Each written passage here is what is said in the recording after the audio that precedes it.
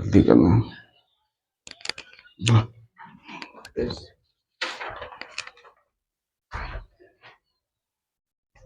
दोस्तों good morning, good afternoon, good evening, good night, जो भी आपका टाइम चल रहा है। ठीक है, आज के लेक्चर में, आज के वीडियो में इलेक्ट्रिक फ्लक्स से रिलेटेड समझेंगे कुछ चीज। क्या होता है इलेक्ट्रिक फ्लक्स? क्या होता है इलेक्ट्रिक फ्लक्स का डेफिनेशन आपसे देता है, यूनिट दे सकता है, डायमेंशन दे सकता है, इसका एरिया निकालने दे सकता है, इसका फ्लक्स कैसे निकालते हैं वो पूछ सकता है। क्या चीज? Electric flux. इसके बारे में थोड़ा सा जानकारी लिए थे हम लोग, इलेक्ट्रिक फ्लक्स। ठीक है, जिसको क्या चीज से रिप्रेजेंटेड करते हैं? फाई से। इसका सिंबल क्या होता है? फाई। इसका सिंबल क्या होता है? फाई। इसका सिंबल क्या होता है? फाई। इसके लिए जो सिंबल होता है वो क्या होता है? हमारा फाई। सिंबल जो यूज करते हैं या रिप्रेजेंटेशन किससे करते हैं? फाई। कभी कभार ई भी लिख देता है यहाँ पे। ठीक है, और इलेक्ट्रिक फ्लक्स किसको बोलते हैं? कि total number of electric field lines passing through any surface. ठीक है, कितना लाइन, जैसे यहाँ पे कोई सरफेस बना हुआ है स्टेप का, तो कितना लाइंस पास कर रहा है, कितने लाइंस पास कर रहे हैं किसी सरफेस में, उसको हम लोग बोलते हैं क्या? Electric flux. ठीक है, the total number of electric field lines passing through any surface is called electric flux. इसका रिप्रेजेंटेशन कर सकते हैं फाई ई से। इसके लिए यूनिट क्या होता है, ये सब जान कर रखना पड़ेगा। न्यूटन मीटर स्क्वायर पर कूलम, उसका यूनिट को याद कर लेना। डायरेक्ट 2 मार्क्स में या 1 मार्क में question they what is the unit of electric flux, तो आपको बोलना है क्या? न्यूटन मीटर स्क्वायर पर कूलम, है ना। है ये आता कैसे है? इसका फॉर्मूला से इलेक्ट्रिक फ्लक्स निकालने का फॉर्मूला होता है E dot A, electric intensity और एरिया वेक्टर ना, दोनों का डॉट प्रोडक्ट निकालेंगे ई और ए का, तो हमारा इलेक्ट्रिक फ्लक्स मिलेगा। क्या फाई ई लिख सकते हैं या खाली फाई लिख सकते हैं क्या? यहीं से इसका यूनिट आता है। तो electric intensity, electric field intensity के लिए फोर्स पर यूनिट चार्ज, और एरिया के लिए मीटर स्क्वायर। तो फोर्स का ऐसा यूनिट क्या हो गया? न्यूटन, और चार्ज के लिए यूज करते हैं कूलम और मीटर स्क्वायर। तो newton metre square by coulomb आया कि नहीं? इस तरह से आता है उसका। ठीक है, तो इसका यूनिट पूछे तो यही इसका क्या हो जाएगा? यूनिट हो जाएगा। क्या हो जाएगा? ये यूनिट हो जाएगा किसका? Electric flux. तो तुमसे यूनिट पूछे तो क्या होगा? न्यूटन मीटर स्क्वायर पर कूलम। ठीक है, उसके बाद इलेक्ट्रिक फ्लक्स डिपेंड्स करता है 2 फैक्टर के ऊपर। इलेक्ट्रिक फ्लक्स डिपेंड करता है सिर्फ 2 फैक्टर के ऊपर, एक इलेक्ट्रिक इंटेंसिटी, एक इलेक्ट्रिक इंटेंसिटी के ऊपर निर्भर करता है, और x component of area vector. क्या होता है? X component of area vector. Area vector का क्या है? एक्स कंपोनेंट के ऊपर निर्भर करता है, वाई कंपोनेंट से फ्लक्स नहीं जनरेट होता है। ठीक है, समझ में आ रहा है ना? उसके बाद ये डॉट को बच्चा रिमूव करता है। डॉट को रिमूव करने के लिए ई फिर लेता है, फिर ए लेता है, और कॉस एंगल लेता है, और थीटा लेता है। और थीटा है हमारा इलेक्ट्रिक इंटेंसिटी और एरिया वेक्टर के बीच का एंगल, है ना। है ई और ए के बीच का एंगल को हम लोग क्या बोलते हैं? Area vector. ई और ए के बीच का एंगल क्या है यहाँ पे? थीटा। तो थीटा क्या है? हमारा ई और ए के बीच का एंगल है। ठीक है, और ये ई और ए दोनों सेम डायरेक्शन में रहता है, तो एंगल 0 लिया जाता है। क्या सेम डायरेक्शन में रहेगा तो एंगल को क्या लेंगे? 0। ई और इलेक्ट्रिक इंटेंसिटी और एरिया वेक्टर क्या होता है? सेम डायरेक्शन में होता है। ठीक, यहाँ बार बार एक टर्म आ रहा एरिया वेक्टर।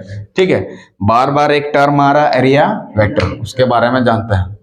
क्या चीज? Area vector. ठीक, किसके बारे में जानेंगे? एरिया वेक्टर के बारे में। बार बार एक टर्म आ रहा एरिया वेक्टर, उसके बारे में जानते हैं।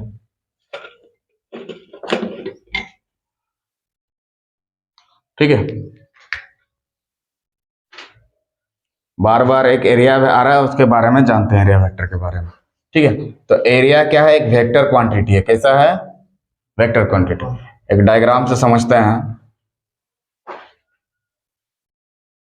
ठीक है, एक डायग्राम से इसको समझते हैं। ठीक है, तो इधर एक्स एक्सिस ले लो, इधर ले लेंगे वाई एक्सिस और इधर ले लेंगे मान लो जेड एक्सिस।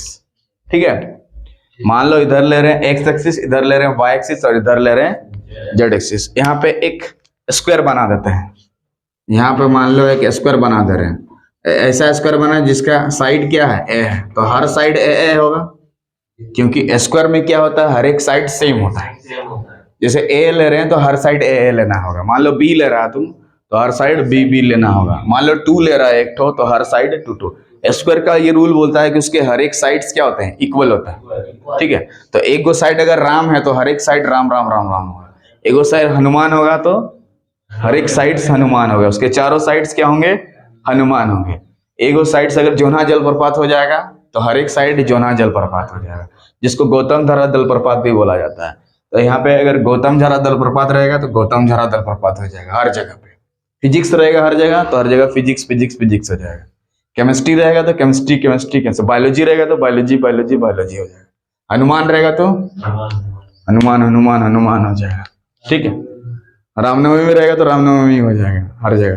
कीर्तन रहेगा तो कीर्तन कीर्तन कीर्तन हो जाएगा। क्लियर है, हर एक साइड से। तो इसका अगर एरिया प्लेन में हम लोग निकालना चाहते हैं एरिया, तो बच्चा जानता है एरिया निकालने का स्क्वायर में साइड का स्क्वायर कर देना पड़ता है।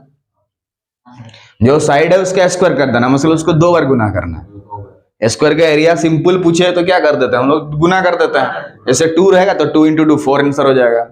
6 रहेगा तो 6 6 × 6 कितना हो जाएगा, 36 यूनिट स्क्वायर हो जाएगा। 8 8 रहेगा तो 8 यूनिट स्क्वायर हो जाएगा। 9 9 रहेगा तो 81 हो जाएगा। 10 10 रहेगा तो 100 हो जाएगा। स्क्वायर कर देना है। तो एरिया निकालने के लिए क्या कहते हैं, स्क्वायर का एरिया निकालने के लिए जो साइड रहता है उसका स्क्वायर कर देता है। तो मान लो साइड स्क्वायर का दिया है जोन्हा जलप्रपात, तो उसका एरिया कितना होगा, जोन्हा जलप्रपात का स्क्वायर। ठीक है, अगर किसी स्क्वायर का साइड औरंगा नदी दिया है स्क्वायर हो जाएगा क्या चीज, उसका एरिया था। ठीक है, और किसी स्क्वायर का साइड अगर जोन्हा जलप्रपात दिया है तो उसका एरिया कितना होगा, स्क्वायर हो जाएगा। जोन्हा जलप्रपात जो रहेगा उसका स्क्वायर। राम का एरिया रहे साइड रहेगा तो राम का स्क्वायर हो जाएगा क्या चीज, उसका एरिया। बोलो क्लियर आ रहा है। लेकिन जब यहाँ बोल दिया है कि एरिया वेक्टर क्वांटिटी है तो उसका डायरेक्शन भी होगा क्या। तो ये कौन सा प्लेन को स्क्वायर, कौन सा प्लेन को दर्शाता है, देखो यहाँ पे एक्स वाई प्लेन, 3 गो एक्सिस दिया है, कौन सा प्लेन को दर्शाता है, एक्स वाई प्लेन। ठीक है, कौन सा प्लेन को दर्शाता है, प्लेन। तो इसका जो एरिया वेक्टर क्वांटिटी है, तो एरिया के ऊपर एरो मार देंगे ऐसे करके तो वेक्टर हो जाएगा। ठीक है, तो ए स्क्वायर तो लिखेंगे, साथ में इसका डायरेक्शन को भी हमें दिखाना होगा कि किधर तरफ है। इधर देखो किधर तरफ है, ये एक्स वाई प्लेन है तो उसका जो एरिया होगा इधर तरफ होगा, या तो इस यहां से इधर तरफ होगा, बाहर तरफ, या तो अंदर तरफ होगा। तो कौन सा एक्सिस का, Z axis. X Y plane में है तो जेड एक्सिस की तरफ। जेड एक्सिस को हम लोग क्या चीज से ये करते हैं, रिप्रेजेंट करते हैं के कैप से। जेड एक्सिस रहेगा तो के कैप, और एक्स एक्सिस रहेगा तो आई कैप, और वाई एक्सिस रहेगा तो जे कैप। ध्यान से, एक्स एक्सिस की तरफ रहेगा तो आई कैप, तो ये प्लेन है तो एक्स वाई में है ना, तो एक्स वाई की तरफ नहीं होगा तो किसके तरफ होगा, तो ये प्लस के भी हो सकता है और माइनस के भी हो सकता है, मतलब अंदर भी हो सकता है और बाहर भी हो सकता है। तो स्क्वायर माइनस के, ये इसका डायरेक्शन हो गया। के कैप डायरेक्शन को दिखाता है, के कैप डायरेक्शन को दिखाता है, क्योंकि एरिया एक वेक्टर क्वांटिटी तो होगा, उसका दोनों को होगा, मैग्नीट्यूड भी होगा और डायरेक्शन भी होगा। तो डायरेक्शन को दिखाने के लिए नहीं से करना पड़ा, समझ में गया। तो अगर ये एक्स वाई प्लेन में है तो इधर जेड की तरफ निकलेगा, जेड इधर तरफ ऐसे करके। तो एक्स वाई प्लेन है तो इधर के कैप लेना होगा। ठीक है, एक्स वाई प्लेन है में ये वाला स्क्वायर है इसीलिए के कैप लिखे। अगर स्क्वायर इधर एक्स जेड प्लेन में होता, स्क्वायर इधर होता, मान लो एक्स जेड प्लेन में, तो वाई कैप उधर तरफ होता, मतलब जे कैप लिखते हैं वहां पे क्या। ये तो एरिया ए का स्क्वायर तो लिखते ही, साथ में इधर जे कैप लिखते कब, जब X Y plane X Z plane में रहता। मान लो वाई जेड प्लेन में होता तो उधर आई कैप लिखते हैं। ये वाला स्क्वायर तो इधर रहता, वाई जेड प्लेन में रहता तो आई कैप लिखते हैं उधर। उसका डायरेक्शन तो दिखाना पड़ेगा ना। बोलो क्लियर है। आज एरिया वेक्टर खाली डायरेक्शन देखेंगे कैसे कैसे होगा। बोलो यहाँ पे मान लो, यहाँ पे कुछ चेंज करते हैं, मान लो बी बी बी बी लिखते हैं तो यहाँ पे क्या होता है, बी का स्क्वायर, और इधर के पे लिखना पड़ेगा डायरेक्शन को दिखाने के लिए। जेड डायरेक्शन की तरफ है, जेड एक्सिस की तरफ है, इसीलिए के कैप। जेड एक्सिस की तरफ है इसीलिए के कैप। ठीक है। एरिया है वो एक्स वाई प्लेन में है, एरियाडो जो है ये कहां पे, एक्स वाई प्लेन में है। ये एरियाडो कहां पे है बोलो? कौन सा प्लेन में? एक्स वाई प्लेन में है। कौन सा प्लेन में है? क्लियर हो गया? देख लो यहाँ पे एरिया कहां पे है उसका, एक्स वाई प्लेन में है। तो एरिया वेक्टर प्लेन से अंदर जाता हुआ और बाहर जाता हुआ दिखाई देगा। तो एरिया वेक्टर जो है वो प्लेन से बाहर जाता हुआ, एक्स वाई प्लेन मतलब ऐसे करके जगह होगा, तो उससे बाहर जाता हुआ या अंदर जाता हुआ दिखाई देगा। नहीं समझा? अच्छा देखो, देखो यहाँ पे इधर दे वाई है, इधर एक्स मान के चलो। ठीक है। तो यहाँ पे स्क्वायर तो कहाँ पे बना हुआ है? यहाँ पे, यहाँ पे। ठीक है। तो ये जो एक्स वाई प्लेन बना, यहाँ से जो एरिया वेक्टर है एरियाटो, या तो इससे बाहर जाता हुआ दिखाई देगा या तो अंदर जाता हुआ दिखा। अंदर बाहर का मतलब कौन सा एक्सिस की तरफ बोल रहा है? Z axis. और जेड एक्सिस की तरफ बोला है इसीलिए यहाँ के कैफ लिखे हैं। तो अंदर या बाहर में, इसीलिए हम प्लस माइनस दोनों लिखे हैं। देखिए यहाँ पे प्लस और माइनस दोनों लिखे हैं, क्योंकि सर अंदर भी जा सकता है, हाँ बाहर भी। वो अंदर जाता हुआ दिखाई देगा।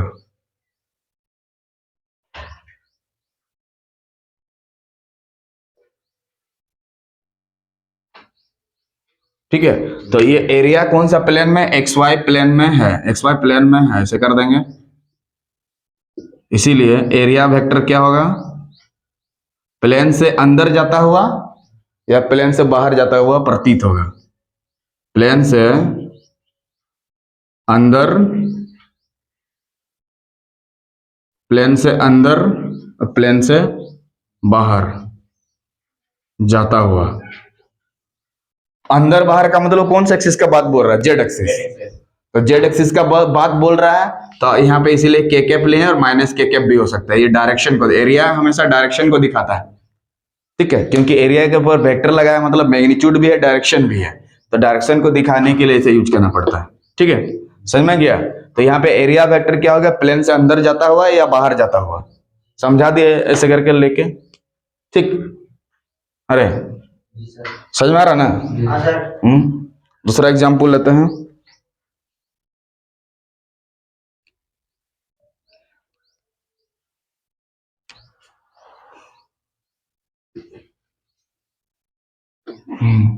अब ऐसे कहीं लिखा है, देख लो थोड़ा, कि R vector A cross B है माना, तो वेक्टर आता है क्रॉस प्रोडक्ट से, वेक्टर आता है क्रॉस प्रोडक्ट से, और स्केलर आता है डॉट प्रोडक्ट से। ठीक है। तो आर बराबर अगर दिया है ए क्रॉस बी, इसका मतलब आर जो वेक्टर है परपेंडिकुलर टू द प्लेन, उस प्लेन का परपेंडिकुलर होगा containing A vector and B vector, containing A vector and B. तो मान लो यहाँ पे बी सी होता तो क्या समझ में आता कि जो ये जो आर वेक्टर है वो perpendicular to the plane containing B and C. अगर सी डी होता तो R vector is perpendicular to the plane containing C vector and D vector. छोटा ए वेक्टर छोटा बी वेक्टर होता तो R vector is perpendicular to the plane containing छोटा A छोटा B vector. समझ गया? इसीलिए यहाँ पे एरिया वेक्टर से हो रहा है। ठीक है, उसको साइड में लिख लिया। तो एरिया वेक्टर का डायरेक्शन कैसे होता है? पर डायरेक्शन ऑफ एरिया लिख दोगे, एरिया वेक्टर नोट करके, direction of area vector, direction of area vector क्या होता है? Perpendicular to the plane surface, perpendicular to the, हाँ, to the plane surface, plane surface.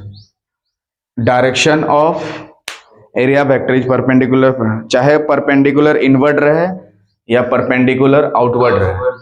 Perpendicular कैसे हो सकता है? या तो इनवर्ड या तो आउटवर्ड, अंदर की तरफ रहे या तो बाहर की तरफ। इनवर्ड का मतलब होता है अंदर की तरफ और आउटवर्ड का मतलब होता है बाहर की तरफ। ठीक है। तो डायरेक्शन ऑफ एरिया वेक्टर का कैसे होता है? हमेशा perpendicular to the plane surface. किसी का एरिया वेक्टर है, उसका अगर डायरेक्शन दिखना है वो हमेशा परपेंडिकुलर होगा किसका? प्लेन सरफेस का। किसका? प्लेन सरफेस का। किसका? Plane surface. तो डायरेक्शन समझ में आ गया? तो डायरेक्शन ऑफ एरिया वेक्टर क्या होता है? हमेशा परपेंडिकुलर होता है किसका? प्लेन सरफेस का। और यहाँ ऐसे लिखा है R vector equal to A cross B, का मतलब आर वेक्टर जो है perpendicular to the plane containing A vector and B vector. मान लो यहाँ सी डी होता तो क्या लिखता? R vector is perpendicular to C vector and A vector. यहाँ पे जोन्हा जलप्रपात और यहाँ पे निधि जलप्रपात रहता। Vector is perpendicular to Jonha जलप्रपात, द प्लेन कंटेनिंग जोन्हा जलप्रपात एंड नींदी जलप्रपात। जोन्हा जलप्रपात रांची में, नींदी जलप्रपात नींद आएगा लहरों में, लोहरदगा। क्लियर है? तो डायरेक्शन ऑफ एरिया वेक्टर क्या होता है? हमेशा परपेंडिकुलर होता है किसका? To the plane surface. किसका होता है? Plane surface. तो परपेंडिकुलर कैसे हो सकता है? इनवर्ड भी हो सकता है और आउट भी हो सकता है। और आर वेक्टर का मतलब समझ में आ गया?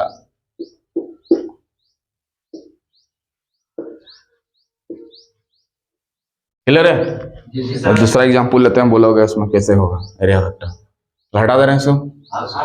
तो एरिया वेक्टर कैसे होता है? हमेशा perpendicular to the plane surface. Perpendicular to the plane surface. ठीक है, अब लिखो यहाँ पे क्वेश्चन ऐसा दिया है।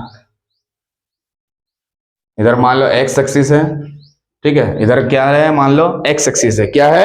X axis. ऊपर तरफ मान लो वाई एक्सिस है और नीचे में है, यहाँ एक रेक्टेंगल बना हुआ। क्या बना हुआ है? जिसका लंबाई है एल और चौड़ाई है बी। लेंथ है एल और ब्रेथ है बी। ये L1 B1 भी ले सकते हैं, L2 B2, L3 B3, L4 B4, L6 B6, L Jonha परपात, B नींदी जलप्रपात।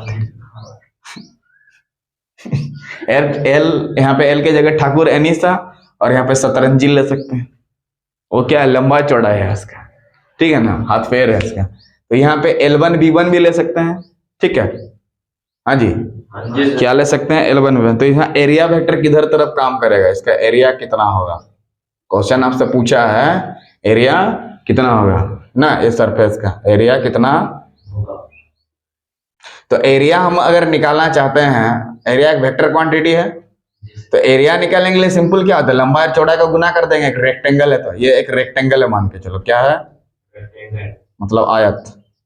तो आयत का क्षेत्रफल क्या होता है? लंबाई गुना चौड़ाई। तो लंबाई कितना है? एल है और चौड़ाई कितना है? बी। यहाँ पे निहाल बोलो एल क्यों लिखे? लंबाई एल दिया हुआ था, ये देखिए एल दिया हुआ इसलिए एल लिखे।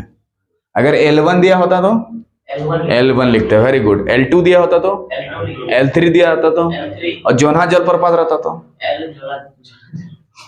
यहाँ पे जोन्हा जलप्रपात रहता तो जोन्हा जलप्रपात लंबाई हो जाता है इसका, ठीक। 112 होता तो 112, 60% होता तो ठाकुर एनी संघ रहता तो, औरंगा नदी होता, उत्तरी कोयल रहता, बराकर नदी होता, और भेड़ा नदी होता, राडू नदी होता तो, सोनरेखा नदी होता तो, नींदी जलप्रपात होता तो, चपरी मेला होता तो, चपरी मेला लातेहार में लगता है। माँ गुरुतारा का मंदिर रहेगा तो, हाँ माँ दुर्गा नहीं थी, टांगीनाथ का मंदिर रहेगा तो यहाँ पे टांगीनाथ लिखेंगे, ठीक है। महामाया का मंदिर रहेगा तो महामाया लिखेंगे।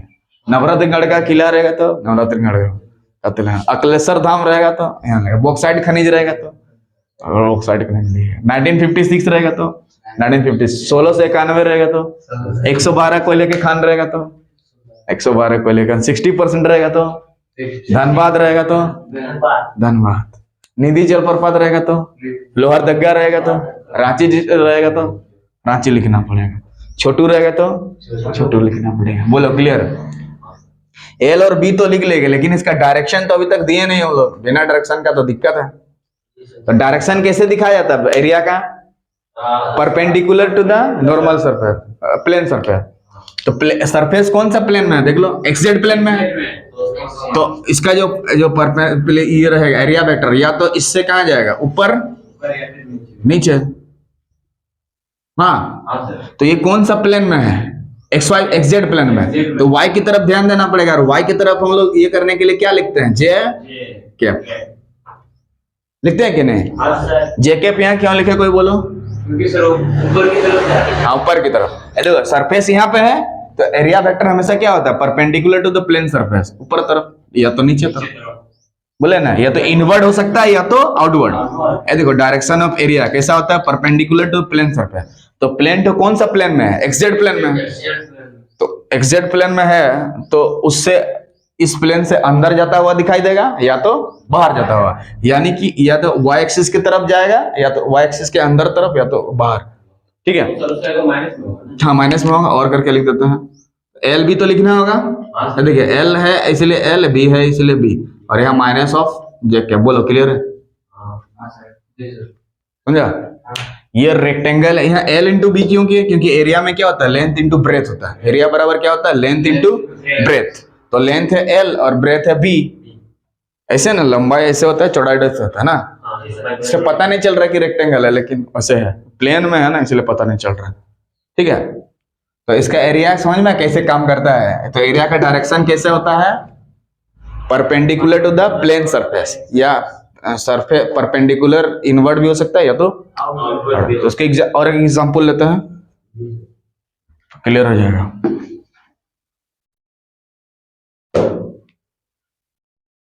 ठीक है, क्या हो जाएगा, क्लियर हो जाएगा। तो उसी तरह से फिर सेक्टर बनाते हैं, इधर x ले लेते हैं, इधर y ले लेते हैं, इधर अपना मर्जी जिधर चाहे जो लो, कोई प्रॉब्लम नहीं। यहाँ पे z ले लीजिए, यहाँ पे y ले लीजिए, किधर भी ले सकते हो, कोई दिक्कत नहीं है। मान लो यहाँ पे एक सर्कल बना हुआ है, यहाँ पे है, क्या बना हुआ है, सर्कल। तो सर्कल का कुछ रेडियस होगा कि नहीं, मान लो r रेडियस है, r1 भी ले सकते हैं, छोटा r भी ले सकते हैं, बड़ा r भी ले सकते हैं, क्या? तो इसमें एरिया निकालना है, क्या निकालना है, इसका एरिया। ठीक है, तो समझे थोड़ा। ये कौन सा प्लेन में देखना है, एक्स वाई प्लेन में है, यानी कि कौन सा प्लेन में, एक्सन, यानी कि ये एक्स वाई प्लेन का जो एरिया रहेगा वो क्या होगा, या तो अंदर जाता हुआ दिखाई देगा या तो बाहर जाता हुआ, यानी कौन सा एक्सिस की तरफ, जेड। तो, हाँ, इसको तो ऐसे दिखाई देगा, एरिया तो ऐसे ही होगा, ऐसे perpendicular to the plane surface. ठीक है, तो एरिया उसका क्या हो जाएगा बताओ।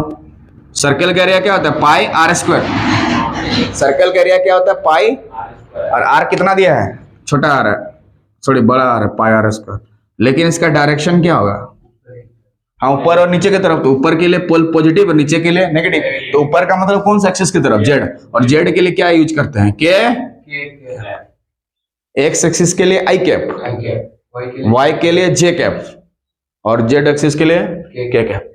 तो के की तरफ जा रहा है यहाँ पे, या तो दूसरा क्या लिखेंगे, पाई आर स्क्वायर माइनस के कैप,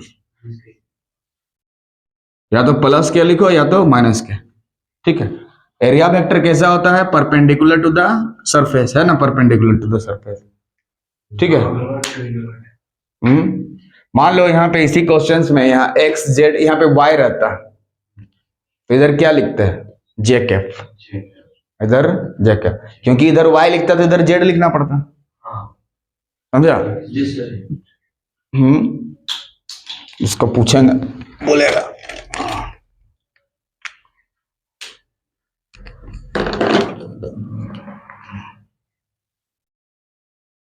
इसी में पहले बोलो, इधर चेंज कर दें, इधर जेड कर दे रहे हैं, इधर वाई कर दे रहे हैं। ठीक है, तो इसका एरिया कितना का होगा बताओ कोई, समीर बोलो।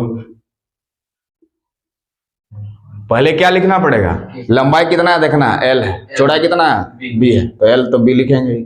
अगर ये L1 V1 होता तो यहाँ पे L1 V1, L2 B2 होता, L2 B2 लिखते, L3 B3 होता, L3 B3, 2 3 होता, 2 3 लिखते, 3 2 होता, 4 2 होता, 8 3 होता, गुना कर देता ना।